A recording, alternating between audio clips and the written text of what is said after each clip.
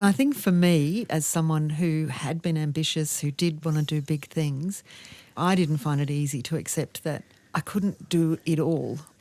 You know, it's easy to see someone like me on television, the smart suit on, being authoritative, talking about things and think, oh, how does she do it? She's got that all worked out. Well, actually, I've run around like a mad thing in the morning because we can't find the cricket bag and someone let the dog out of the gate. And particularly if you're dealing with young children, there just is an element of chaos. And I had this moment when we went into government and I first became a minister, and I just sort of said to myself, you know, you are just never going to have the house as clean and tidy as your mother did.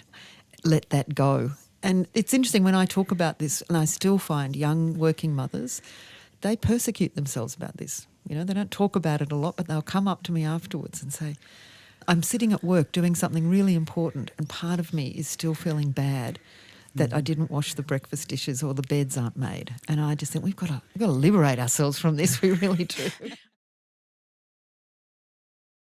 For me, it would be my mother and grandmother. They were both Aboriginal women and they were from that era where they were oppressed. They didn't have a voice.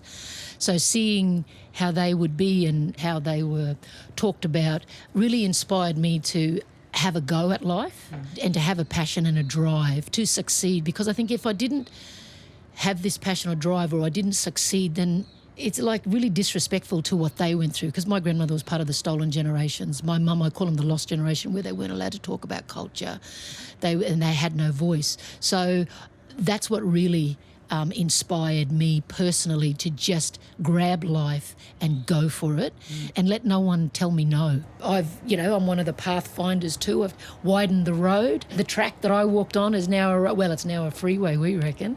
But it's to bring others through too and to instill what has got me through in them so that they're making the right choices and decisions for the next generations to come through. I like empowering women. That's why I love working with the women. So let's say, for example, somebody says, nobody can give me a job. I don't have English. I don't have this. And I say, okay, let's work together. All these women, not only the Africans, women coming out of domestic violence who have never worked, they don't have the confidence. So I get them something to build their confidence and I work with them. So working with them, encouraging them, I remind them that I said, if you came to this country, you don't know anybody. If you walked all the way from this country when you are running away to a different country by foot, if you carried your child for 40 days or whatever days you carried, you will be able to do this.